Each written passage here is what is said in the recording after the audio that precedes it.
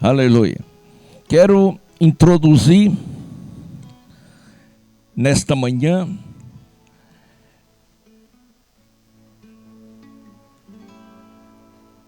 o texto que está no livro de Provérbios. No livro de Provérbios.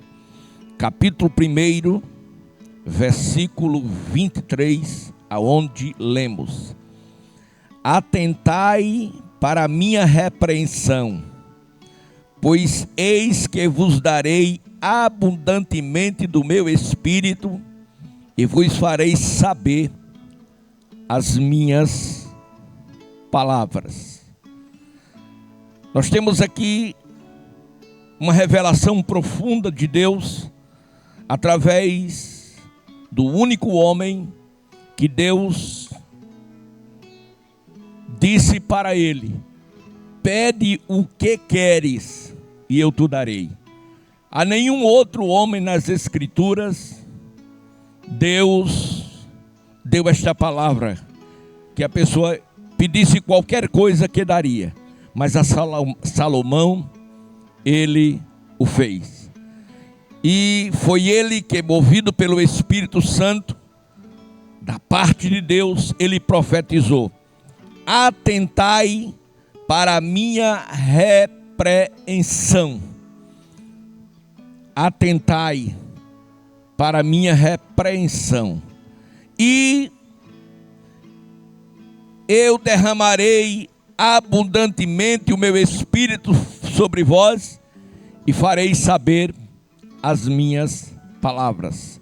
Na outra tradução diz: convertei-vos pela minha repreensão, e eis que abundantemente derramarei sobre vós o meu espírito.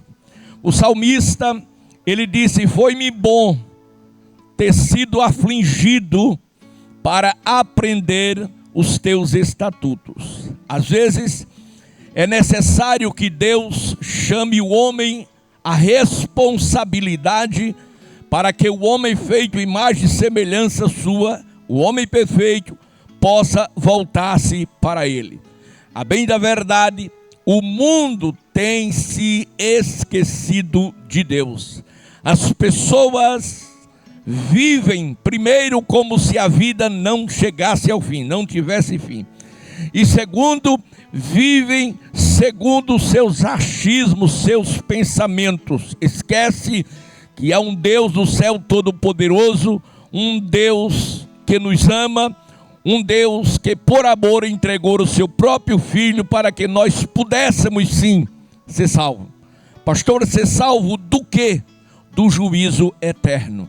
Porque o homem é um espírito, possui uma alma e habita em um corpo. E tudo quanto o homem faz aqui na terra, através do corpo, haverá sim um dia que ele há de prestar contas a Deus. Então Deus, desde a queda do homem, Deus tenta fazer ser entendido e ajudar o homem a se levantar. Você bem sabe que o homem feito à imagem e semelhança de Deus foi o homem perfeito. Aquele homem que todos os dias, eu disse todos os dias, Deus descia ao jardim para conversar com ele, para se relacionar. Então o homem tinha esta comunhão, o homem tinha esta liberdade. Ah, glória a Deus. Todavia, meus amados e queridos irmãos, Deus que mantinha este relacionamento e esta comunhão com o homem, ele determinou que de todas as árvores ele podia comer do seu fruto, exceto a que estava no meio do jardim. Glória a Deus.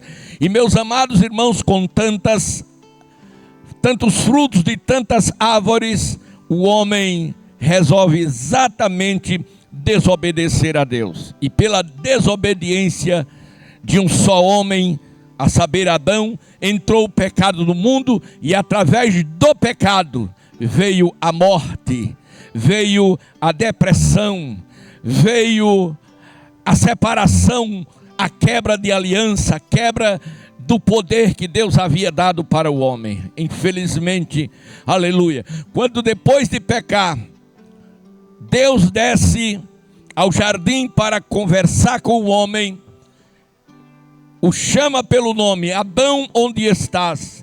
E a primeira reação do homem ao ouvir a voz de Deus foi diferente de todas as demais vezes que ele se alegrava em ouvir a voz do Senhor. Ele se escondeu, aleluia, e ele se esconde com medo de Deus. E a Bíblia diz que quem tem medo não é perfeito em amor. Foi exatamente isto. Ele se esconde, e foi aí que entrou a depressão, através do medo. E o Senhor insistiu: Adão, onde estás? Ora, porventura não sabia Deus aonde estava o homem? Claro, Deus é onipresente, glória a Deus. E por que então ele estava perguntando? Ele estava apelando para a consciência humana. Tudo quanto Deus queria era que o homem reconhecesse que havia pecado, que havia desobedecido ao Criador, aleluia. E assim, meus amados e queridos irmãos, o homem não resistiu e se apresentou a Deus. E Deus disse: o que foi que aconteceu? Por que você está escondido? Por que você está com medo? Aleluia. E ele fez a confissão do seu pecado e disse: transferiu o seu pecado arrumando um culpado. E o culpado foi a mulher. Aleluia. Foi a mulher que me destes. E aí ele perguntou à mulher: e você, por que fez isso? Isso foi a serpente que me enganou. E aí veio o juízo de Deus sobre a face da terra, e o homem foi expulso do paraíso. Aquele homem não foi feito para morrer, não. Porém, a desobediência dele levou a dois tipos de morte: a morte espiritual, que separou o homem de Deus, e a morte física, que o homem separa-se do seu corpo, da sua carne. Glória a Deus.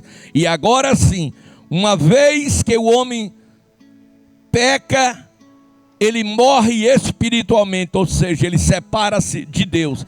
E agora ele quebra a aliança, perde o relacionamento com Deus e passa a viver pela carne, fazendo tudo quanto satisfaz e é prazeroso para a carne. Aleluia. E o homem, quando morre fisicamente, ele vai para a eternidade, ou em cima ou embaixo, depende das decisões que ele tomar aqui embaixo.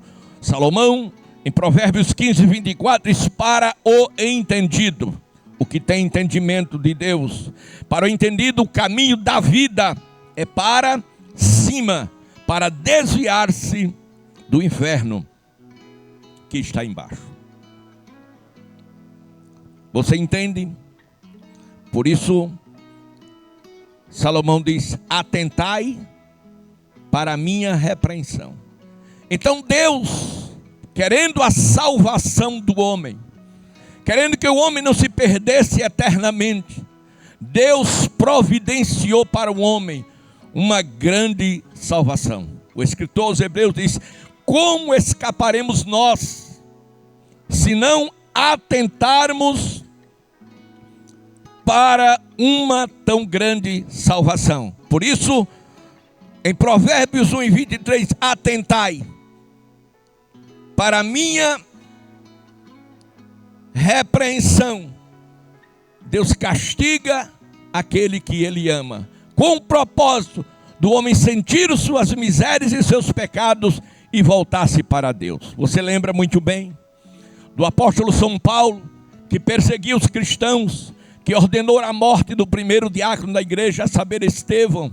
Mas você lembra que quando, com carta na mão e autoridade para prender, matar todos os cristãos que estavam em Damasco, no caminho por onde ele ia, com 100 homens fortemente armados, uma luz brilhou sobre ele, e ele, não suportando o fulgor daquela luz, ele caiu por terra. E ao cair por terra, ele ouviu uma voz do céu que dizia: Saulo, Saulo, por que me persegues? Duro é para ti recalcitar contra os aguilhões. E ele, ao levantar, ele já levantou sem a visão. E ele disse: quem és tu, Senhor? E um cidadão romano não podia chamar ninguém de Senhor, a não ser César, que se fazia um Deus. E o Senhor Jesus disse: eu sou Jesus. E a partir daquele encontro de Jesus com Saulo, ele foi transformado em um novo homem. E Jesus disse: a partir de hoje, você não será chamado mais de Saulo. A partir de hoje você será chamado de Paulo, pequeno, porque grande é Deus. E ele foi mudado, porque ele atentou para a repreensão do Senhor. Ele foi repreendido pelo Senhor, cai por terra, fica cego, aleluia, e vai à rua chamada direita, na casa de um certo Judas, que só aparece esta única vez nas Escrituras. Não falo de Judas o Iscariote, mas de outro Judas. Então o que aconteceu? Este Judas, discípulo do Senhor, ele estava em sua casa orando e ele teve uma visão.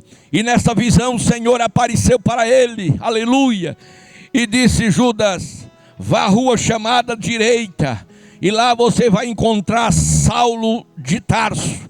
E você, ao entrar naquela casa, você vai dar a saudação de paz para ele.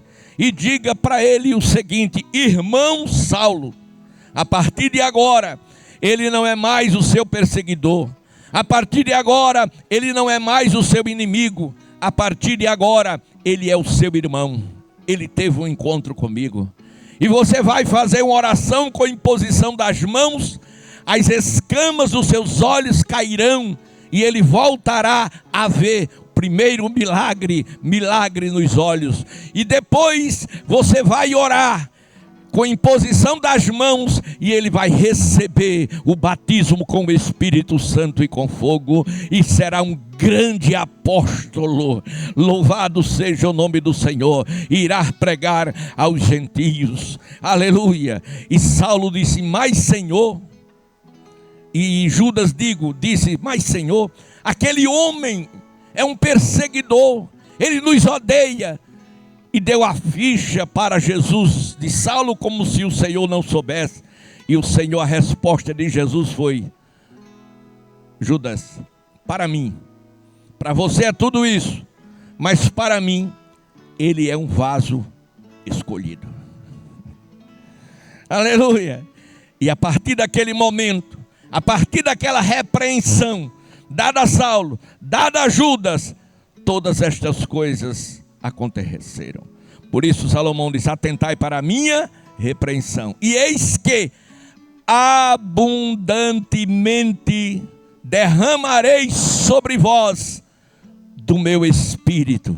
O Espírito foi derramado, aleluia, e o Espírito Santo veio sobre Saulo, e ele foi experimentar o primeiro milagre, que foi a salvação, segundo o batismo com o Espírito Santo, aleluia. E agora o Senhor diz: depois dessa abundância do Espírito sobre a sua vida, eu farei você saber as minhas palavras. Isto quer dizer, eu vou revelar a minha vontade na sua vida. Eu vou dizer que você não nasceu para ser derrotado, mas você nasceu para ser um vencedor. É o que o Senhor quer para a minha vida, para a sua vida, que você seja vencedor. Deus não deu seu Filho Jesus Cristo para morrer no Calvário, para que você viva uma vida de derrota. Pelo contrário, o Senhor veio por amor, e veio para que você seja mais do que vencedor. João, no capítulo 16, versículo 33, ele escreveu: tenho-vos dito isto, para que em mim, isso foi João que escreveu, mas quem falou foi Jesus. Para que dito isto, para que em mim, disse o Senhor, tenhais paz. No mundo tereis aflições, mas tende bom ânimo. Eu venci o mundo. Jesus venceu o mundo para nos fazer mais do que vencedores. Jesus venceu o mundo para que você seja, meu amigo, meu irmão, um vencedor. Paulo, escrevendo aos Romanos, capítulo 12, versículo 21, ele disse: não te deixes vencer do mal, mas vence o mal com o bem. Não te deixe vencer do mal, não te deixe vencer. Por quê? Porque o pecado, ele não tem domínio sobre a vida daqueles que têm o Espírito Santo. Você pode ser até tentado, você pode até desejar pecar, mas o pecado, ele não tem poder, não tem domínio sobre a sua vida. Você sim é quem tem domínio sobre você, sobre a sua vida e sobre o pecado. Então aprenda a dizer não. Eu disse, aprenda a dizer não a tudo ou qualquer coisa que tentar tirar você do centro da vontade de Deus. Porque você nasceu neste reino para ser um vencedor. Aleluia. Existem duas águias interessantes que têm o seu simbolismo bíblico. Glória a Deus. Aleluia. Essas duas aves, bem conhecidas aqui no Nordeste como o guiné. O guiné, em outras regiões chamam galinha de Angola. E o guiné canta uma música. E a música que o guiné canta é: tô fraco, tô fraco, tô fraco, tô fraco. E seguramente quem vive uma vida de derrota é porque faz essa confissão diária: tô fraco, tô fraco. E você não deve fazer essa confissão diária. Não, você não deve fazer essa confissão diária. Você deve cantar a música da águia que voa nas alturas das cordilheiras. Posso todas as coisas naquele que me fortalece. Naquele que me fortalece. Então você e eu, nós podemos todas as coisas naquele. Quem é aquele? É o Senhor. O Senhor é quem nos dará a força necessária que nós precisamos para vencer o mundo, para vencer a carne e para vencer os demônios. E é através dele que eu e você somos mais do que vencedores. Então Paulo disse: não te deixe vencer do mal. Ou seja, em outras palavras, você não pode deixar ser dominado pelo mal. Você não pode deixar que o mal te domine nem te vença, porque você em Cristo é mais do que vencedor. João no capítulo 5, versículo 4, ele disse: porque todo que é nascido de Deus, todo que é nascido de Deus vence o mundo. E esta é a vitória que vence o mundo, a nossa fé. É através da fé. Foi o que Davi disse: com o meu Deus eu passo no meio de um exército, com o meu Deus eu salto muralhas. Aleluia. Então com o teu Deus você pode todas as coisas. Apocalipse 21:7 está escrito: quem vencer herdará todas as coisas, e eu serei seu Deus, e ele será o meu filho. Deus é Deus dos vencedores. Deus é Deus, aleluia, daqueles que acreditam, que têm fé. E só acredita e tem fé aqueles que tiveram um encontro com o Senhor, aqueles que nasceram de novo. Glória a Deus. E eu quero agora levar você a viver uma vida de vitória no Espírito Santo. Pastor, como é que eu vou viver uma vida de vitória no Espírito Santo? Aleluia. Você vai viver através da fé. Vejamos senão, Romanos capítulo 8, está escrito que não há, verbo haver, quer dizer, não existe. Romanos 8 e 1, portanto agora quando? Quando você entregou sua vida para Jesus, não pertence mais a você, pertence ao Senhor. Portanto, agora, nenhuma condenação há para aqueles que estão em Cristo Jesus, que não anda segundo a carne, mas segundo o Espírito. O primeiro passo de um grande vencedor, aleluia, é ele entender, é ele viver a palavra. E ele sabe que para ele que pertence ao Senhor, não existe nenhuma condenação. Glória a Deus. Por que não? Porque Cristo já foi condenado por nós, para que os nossos pecados fossem não apenas perdoados, não apenas tirados, mas também lançados no lago de fogo, lançado no lago de fogo, para que não houvesse dele mais lembrança alguma. Que diremos, pois, estas coisas? Se Deus é por nós, quem será contra nós? Então não há mais condenação. Romanos 8:1, versículo 2: a lei do Espírito de vida em Cristo Jesus me livrou da lei do pecado e da morte. Glória a Deus. Porque o que era impossível à lei, visto como estava enfermo pela carne, Deus, enviando o seu Filho em semelhança de carne do pecado, pelo pecado condenou a própria carne. Você sabia que a morte de Cristo foi substitutiva? Você sabia que era você e eu que devíamos ser pendurados naquela cruz? Mas ele foi no nosso lugar, para que os nossos pecados fossem apagados, fossem perdoados, para que o diabo não tivesse mais domínio sobre as nossas vidas. Glória a Deus.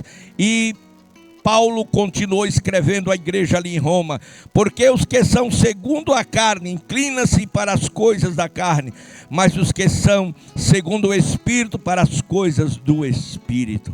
Glória a Deus. Versículo 6 diz: a inclinação da carne é morta, mas a inclinação do Espírito é vida e é paz. Porquanto a inclinação da carne é inimizade contra Deus, pois não é sujeita à lei de Deus, nem em verdade o pode ser. Versículo 8: portanto, os que estão na carne não podem agradar a Deus. Então, a primeira característica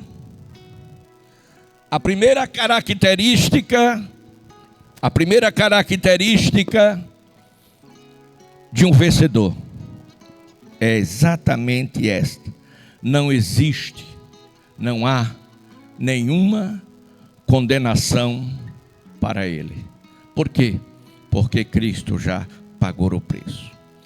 A segunda característica de um vencedor é a sua filiação. A partir do encontro dele com Cristo, aconteceu um milagre, o milagre do novo nascimento. E o novo nascimento é o milagre divino do céu. Novo nascimento não é você entrar numa igreja, não é você ter uma religião, não é você ter uma filosofia de vida. Você pode ter uma religião, estar perdido. Você pode frequentar uma igreja, estar perdido dentro dela. Glória a Deus. Agora é impossível você estar perdido se você encontrou-se e anda com Jesus. É impossível você estar perdido se você for um filho de Deus. Deus só tem um filho legítimo, a saber, Jesus, e os demais, que somos nós, são todos aqueles que nascem da palavra. Todos aqueles que nascem da água e nascem do Espírito. Naquele diálogo entre Jesus e Nicodemos, isto foi revelado. Jesus disse para Nicodemos: Nicodemos, quem nasce da carne é carne, mas quem nasce do Espírito é Espírito. Por isso, Nicodemos, não vamos discutir religião. Por isso, doutor Nicodemos, não vamos discutir doutrina. Tudo que você precisa é nascer de novo. Era o que o doutor precisava. Ele conhecia a teologia, ele conhecia a tradição dos seus pais, ele conhecia o decálogo, as leis de Moisés, mas ele não conhecia ainda a pessoa do Senhor Jesus Cristo. Ele não reconhecia a deidade do Senhor. Ele não entendia que Jesus era o Salvador do mundo. Ele foi ter com Jesus por conta dos milagres que o Senhor Jesus fazia, e ele disse: não, este homem é um enviado de Deus. Mas Jesus era muito mais que um enviado de Deus. Ele era o Salvador da humanidade. Ele era o Salvador do mundo. Então ele veio buscar e salvar a todos que se havia perdido. Então, como todos estavam perdidos, ele veio para todos. E todos são salvos no momento em que ouve, crê e decide por ele. Aleluia! Então, Jesus Cristo dá o poder de nós sermos feitos filhos de Deus. Romanos capítulo 8 e versículo 8 e 12. 8 e 12 está escrito: de maneira que, irmãos, somos devedores não à carne para viver segundo a carne. Porque se viver segundo a carne, morrereis. Mas se pelo Espírito mortificarei as obras do corpo, vivereis. Porque todos que são guiados pelo Espírito de Deus, estes são filhos de Deus. Você recebeu o Espírito de adoção de filho, pelo que clamamos: Abba, Pai. E o próprio Espírito testifica com o nosso Espírito que somos filhos de Deus. Então nós somos filhos de Deus por adoção, através da pessoa maravilhosa do Senhor Jesus Cristo. Ninguém é filho de Deus se não nascer de novo. Ninguém é filho de Deus se não receber o Espírito Santo. Ninguém é filho de Deus se não experimentou o milagre da transformação.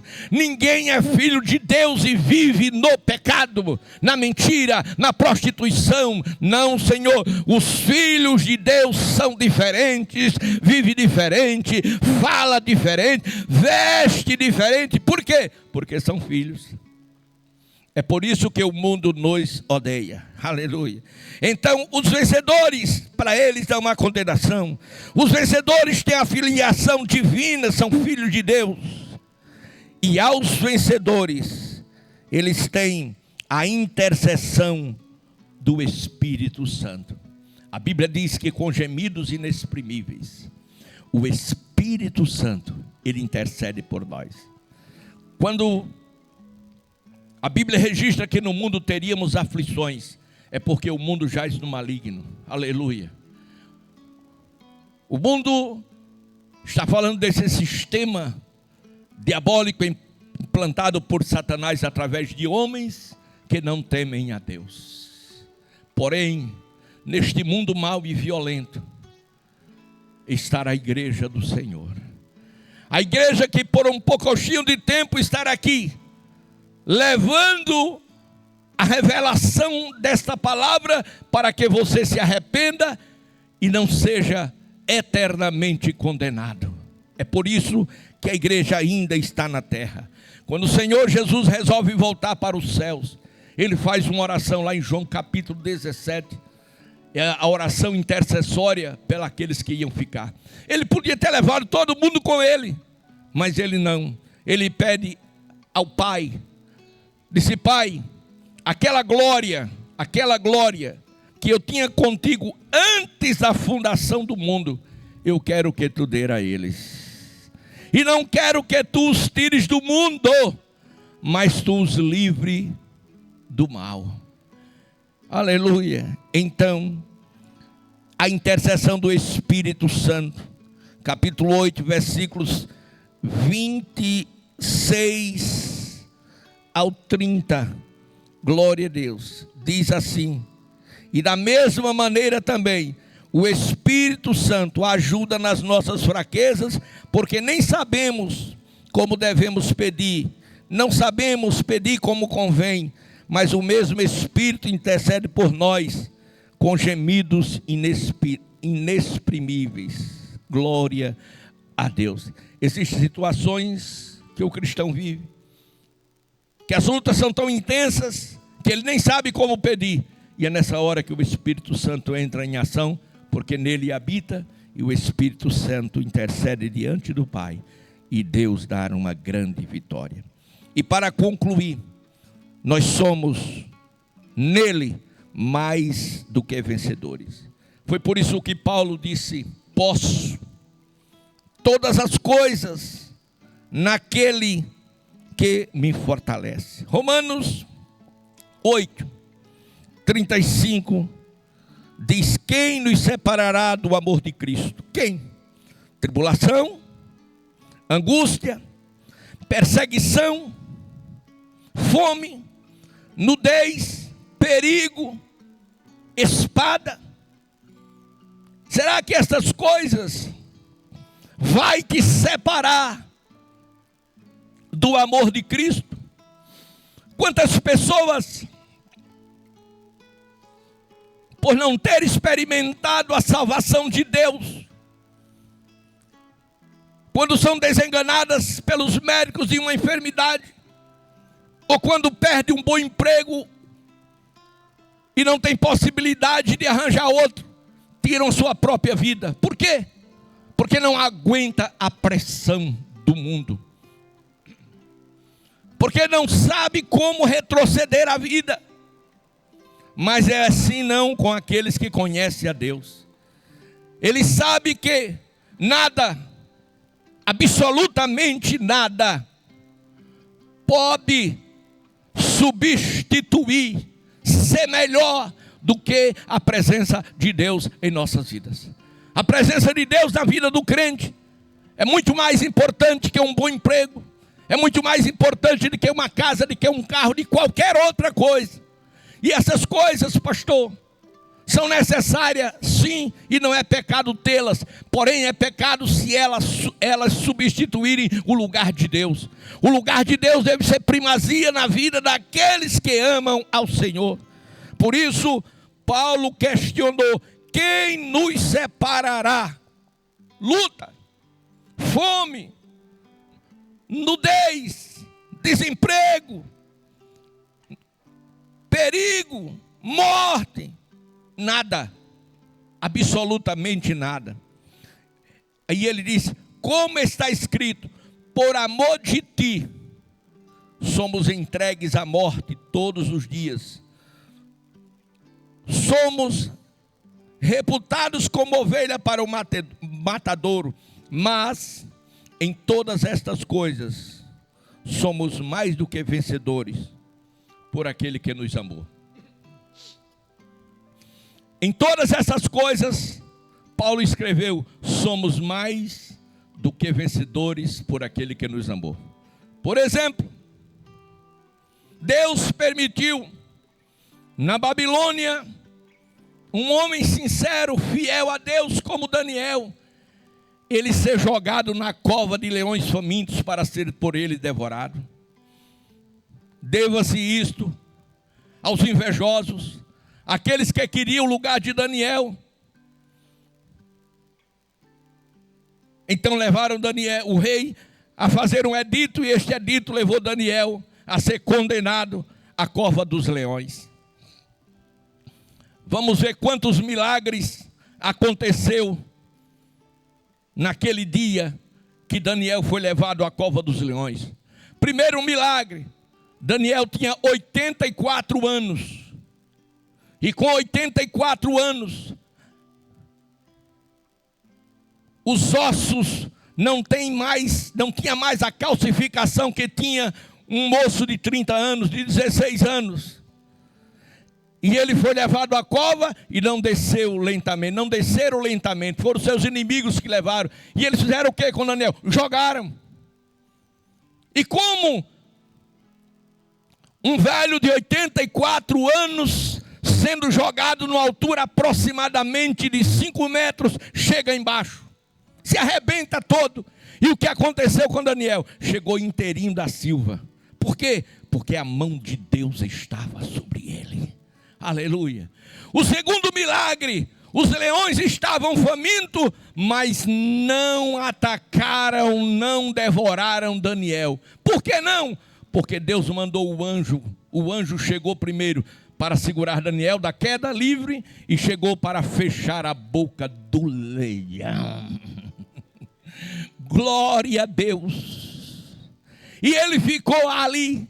E no outro dia, O rei mandou abrir a cova e disse: Daniel, porventura você está vivo? Ele nem acreditava, ninguém acreditava que ele sobreviveria nem à queda, nem aos leões. E ele diz: rei meu senhor, está tudo tranquilo por aqui, o leão está descansando, eu já descansei. Aleluia. E aquela nação não só temeu a Deus, mas se converteu ao Senhor, porque Deus é Deus no céu, na terra, na minha vida, na sua vida. E Daniel foi um moço mais do que vencedor. E qual o segredo da vitória de Daniel? Primeiro segredo: entrou na Babilônia com a vida de propósito. Aleluia. Ele entrou com um propósito na Babilônia. E o propósito de Daniel era não se contaminar. Glória a Deus. Nós estamos no mundo, mas não somos do mundo. Por isso nós não podemos nos contaminar com nada daquilo que desagrada a Deus. E o segundo propósito de Daniel, aleluia, era 3 vezes ao dia se colocar de joelhos para orar ao Deus do céu Todo-Poderoso. Aleluia. Por isso Daniel foi um homem mais do que vencedor. E esta é a vitória que vence o mundo, a nossa fé. Se você deseja viver vitoriosamente, saiba, em primeiro lugar, que esta é a vontade de Deus para a sua vida. Você foi chamado para o reino de Deus, para ser vencedor. Deus não faz filhos covardes. Deus não faz filhos medrosos. Deus faz filhos, não faz filhos fracos. Os filhos de Deus são fortes. E a força dos filhos de Deus está na obediência à sua palavra. Foi o que Deus disse para Josué: não se aparte da tua boca o livro desta lei, antes medita nele de dia e de noite, para que você seja bem sucedido e faça este povo herdar a terra que lhes foi prometida. Que Deus em Cristo abençoe meu irmão, abençoe meu amigo, a sua vida. E neste momento você está tendo uma oportunidade de entregar a sua vida para Jesus.